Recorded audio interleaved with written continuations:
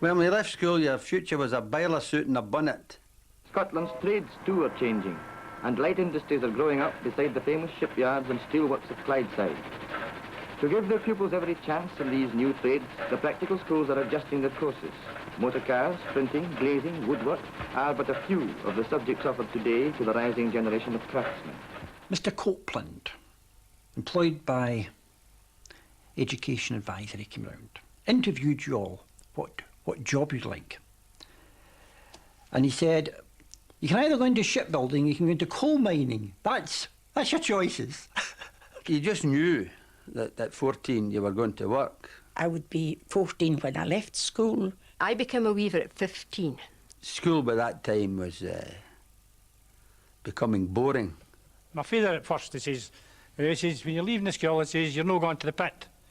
I mean, in 1939, 38, 39, there was a big move on for all the parents not to let their laddies go into the pit, which was a good thing, you can. And if you were a miner's son, it was possibly the only place you could go. But today, the life of Scotland calls for something more than book learning. Variety of interests is the new watchword of the most progressive teachers. Interests to suggest the many openings that modern life can offer.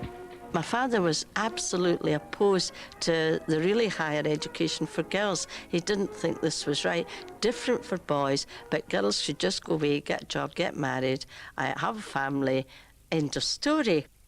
Certainly, as many in my day were expected to go on to university if they wanted to. It was pie in the sky. It was almost impossible. Getting to university was economically an impossible mountain to climb for the average tenement boy or girl. And girls had a real hard time. They had literally no chance. Now, we lost a lot of talent that way because the further education was not expected. Going to university was an unusual thing, not the usual.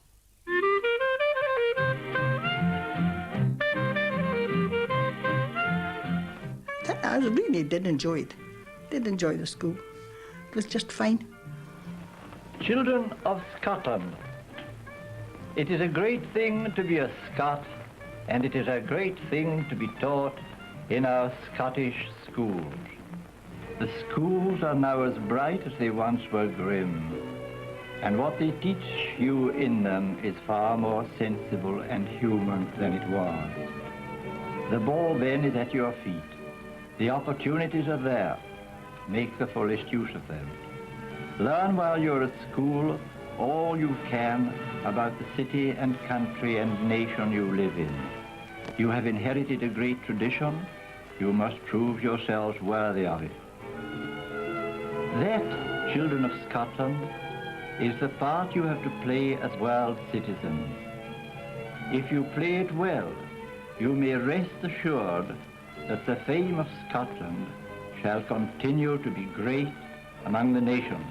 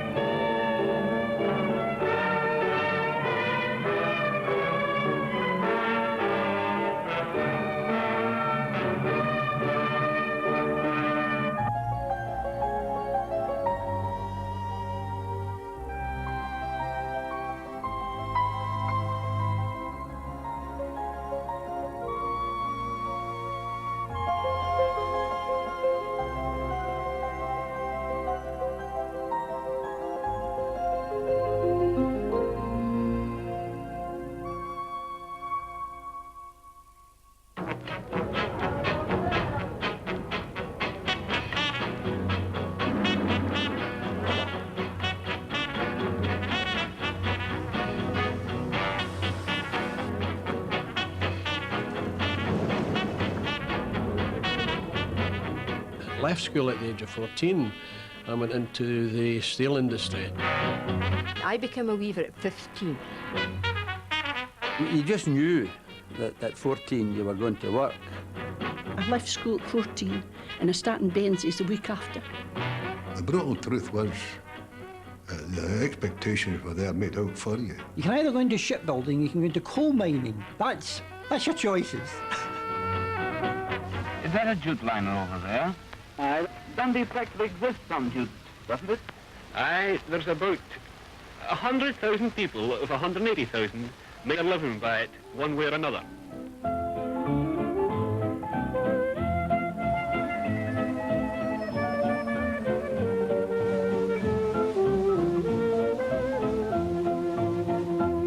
We used to be there about 7 o'clock in the morning because I had to go to school. And used to see hundreds and hundreds of people walking down that hill to the jute mills.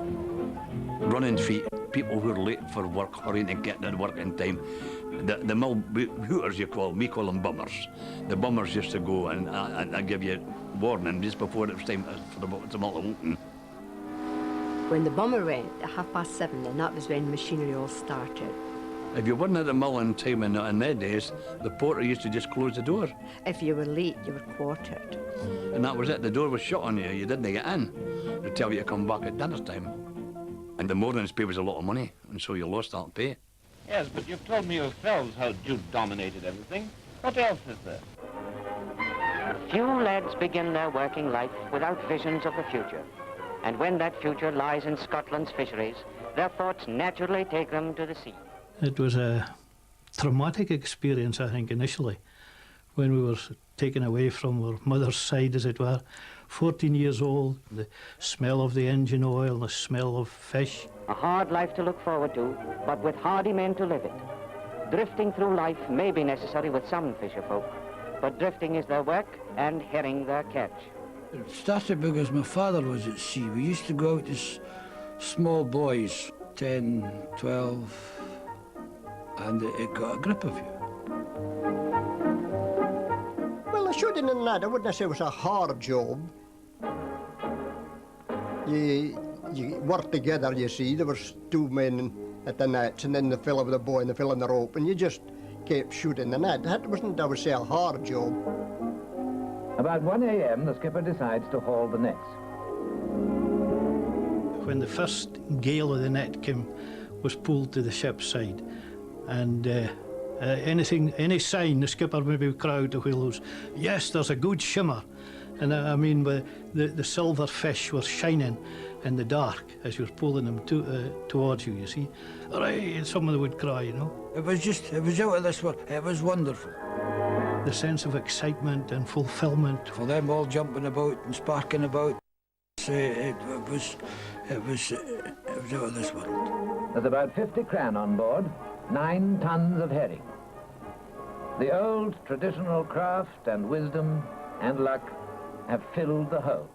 Soon as the last boy comes aboard, off as fast as you can. And away to the market and get them sold. Get in first. And you were standing in the market looking at all the fish that you'd caught. Yeah, and you felt you were somebody. Clydeside, the Yukon of Scotland. To build Clydeside, pioneer industrial area of the modern world, men poured in through the 19th century from all over Scotland. Leaving crofts and holding boats, they came to stake claim to the promised wealth of coal and iron, until 3/4 of Scotland were concentrated between Forth and Clyde.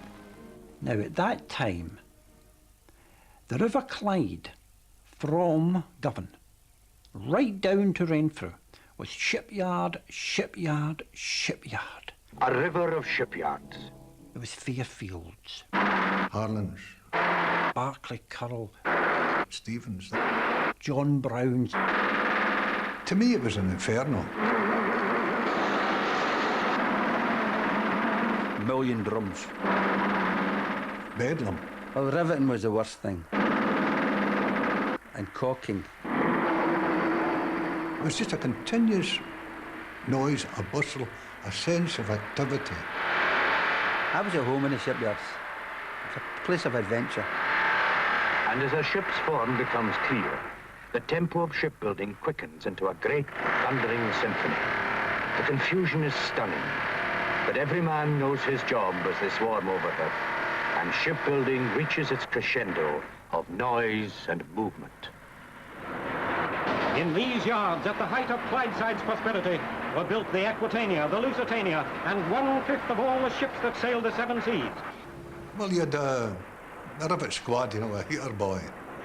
and I call her put her in. I put her in, and I had her on.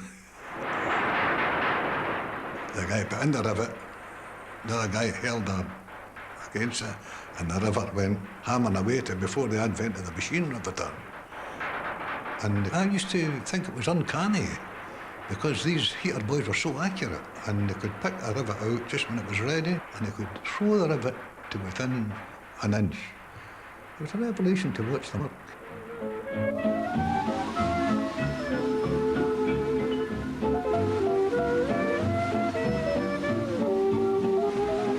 It wasn't just one machine going.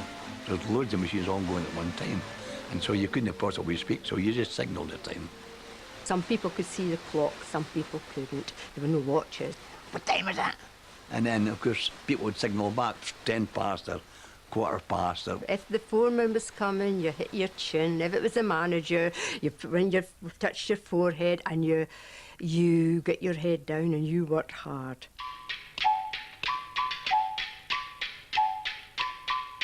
This is more than merely clever horological endeavour. Pivot pins and ratchet wheels, tiny screws and dustproof seals, gears and cogs and countless spindles, levers, rings and mainspring things. Tempus fugit, faster, faster, spinning hands but static faces. Hands and faces all intent and concentration to be spent on hoarding the elusive hour. Does it give a sense of power? Test and check for each its second, only thus perfection reckoned. Final stages, end of line, only question, what's the time?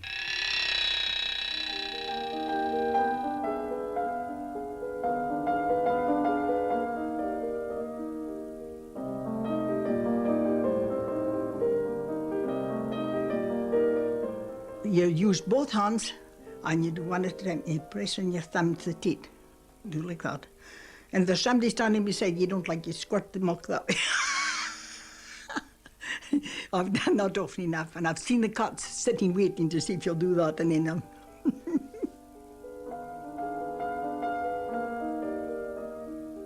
When I was a kid, when I was about 12, 13, I used to run home from school to get a shot of the ploughing.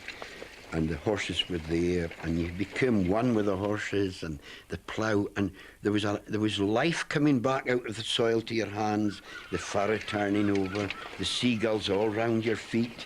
And some seagulls would get a little bit cheeky, and if you're ploughing on a side land, the furrow might fall over him and land on its wing, and you'd have to stop and take the clod away and let the seagull away.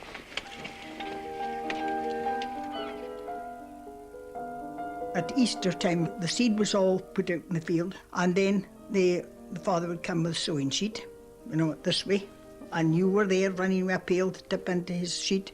That went on, that was it sewn. And you're down there every day at the field to see, is it coming through? Did they do a good job? Coal, the most important fuel in use today. Great Britain has the richest seams in the world, and this basic wealth played a major part in industrial expansion. More and more seams were opened up below the countryside, and around the mines, Britain's industries and towns converged. Some of the older miners, they would leave the house at 5:30 in the morning. Like me, I didn't leave the house till 6:15 because I was young and daft and I could get there before the last two went down the pit.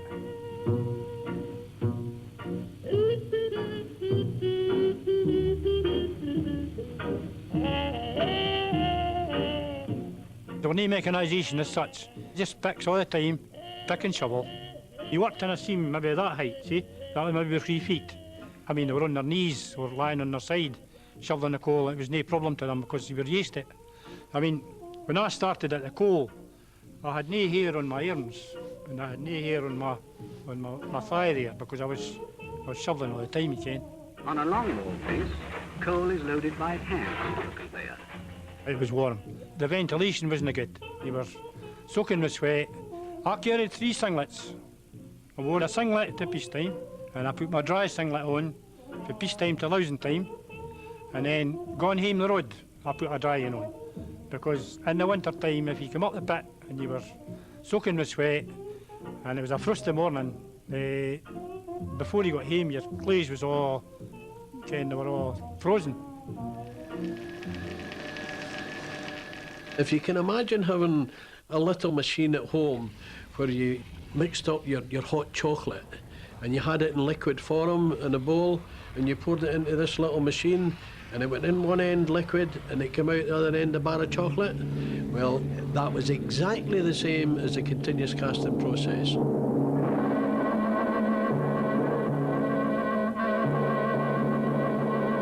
Everything has led up to this. A slab of steel prepared for this moment, and now about to be fed like a shell into a gun, into the big mill. If you've never saw it, well, then you've missed something.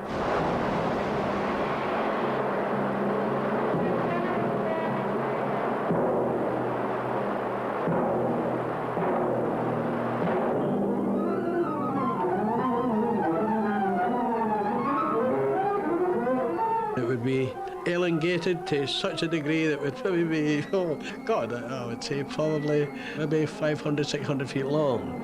It would go right along the mill and it would be travelling at maybe 60, 70 miles an hour, and it would hit this coil and it would be grabbed. And the minute it was grabbed, it started turning into a big coil. And strangers came along, were astounded. Even with what you have seen and heard, the tale is not half told. Not one of us spends an hour of any day without touching steel, without even using steel. Think of it. You can't do without it.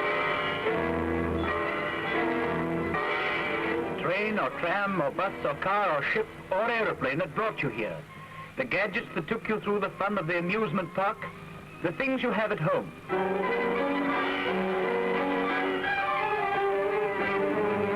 Well, there was some horrible accidents in the industry. Safety at work did not exist. Your hard hat was your bonnet. I'm talking about chunks of rock that were massive. There were things like Lincoln battleships came down, Ken. See when the woof went down, by hell you had to run for your life. You didn't like it, you sometimes got a battering. The sea has no friends. I never had any fear. Fear of no catching fish and fear of no getting home. Fear never come into it. But if the good Lord wants you, he wants you. He just wants another crew for another boat up there. More than once I've thought I've been in the wrong place at the wrong time, you know, with a 3-inch plank between me and eternity. You weren't allowed to smoke. You weren't allowed to take matches around in the mill. You thought when you go for a break you could have a smoke. If you're caught smoking, you're sacked immediately. Because it was a danger, especially because of the risk of fire in the mill. You'd never seen anything go up as quick as jute. They expected you to do something about it. Sometimes you would just beat it off and leave it, you know. You got money for it. I mean, if you helped, you got about 7 6s, you know, because you helped to put the fire out. But unfortunately, you weren't covered for insurance. If anything happened, then it was too bad. So quite a lot of people used to say, oh, it's nothing to do with me, and you buck her off sort of thing, you know. And that was what happened. Fighting fires was a common thing. A safety lamp is used to test for an explosive gas called fire damp. If present, a blue flame would appear inside the lamp. You always took a canary down with you, and you hung the canary at what they called a fresh air point, because beyond that point was irrespirable air, and you watched it like a hawk. And if that canary took 12 somersaults and landed in the bottom of the cage, you can't, to couple up your apparatus or get out.